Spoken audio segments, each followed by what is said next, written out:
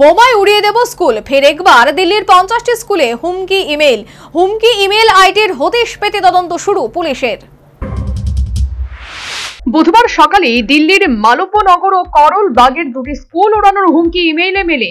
বেলা বাড়ার সঙ্গে সঙ্গে সংখ্যাটা 2 থেকে 50-এ পৌঁছয়। যদিও স্কুলগুলির তালিকা জানায়নি দিল্লি পুলিশ, তবে সব ক্ষেত্রে ইমেল মারফতই স্কুলে বোমা বিস্ফোরণের হুমকি দেওয়া হয়েছে।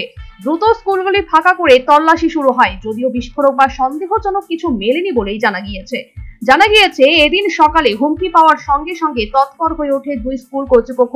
দ্রুত খবর যায় পুলিশে। সঙ্গে সঙ্গে দুই স্কুলেই হাজির হয় স্নিফার ডগ ও বম্ব ডিসপোজাল স্কোয়াড। ঘটনাস্থলে হাজির হয় দমকলও। পুলিশ স্কুল ও পার্শ্ববর্তী এলাকায় তন্ন করে খুঁজে দেখেও সন্দেহজনক কিছু পায়নি। পরে বাকি স্কুলগুলিতেও একইভাবে তল্লাশি চালানো হয়।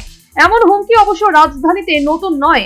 গত সোমবারই অন্তত 32টি স্কুলে উড়ো ফোন যায়, সেখানে বোমা রাখা রয়েছে বলে জানা যায়, যাকে কেন্দ্র করে চাঞ্চল্য ছড়িয়ে পড়ে। যদিও তল্লাশি করে কোথাও কিছু পাওয়া যায়নি, দিল্লির দমকল বিভাগ জানিয়েছিল সকাল 7:30 থেকে বেলা 12:25 পর্যন্ত সময়কালের মধ্যেই স্কুলগুলিতে ফোন করা হয়েছিল, এসেছিল হুমকি মেলও। এদিনের মতো সেই সময়ে বোম্ব ডিসপোজাল ও ডগ স্কোয়াড নিয়ে গিয়ে তল্লাশি চালানো হয়। পরে পুলিশের তরফে জানিয়ে দেওয়া হয় ওই হুমকির পুরোটা গুজব। সন্দেহজনক কিছু না মিললেও তদন্ত থামাচ্ছে না রাজধানীর পুলিশ।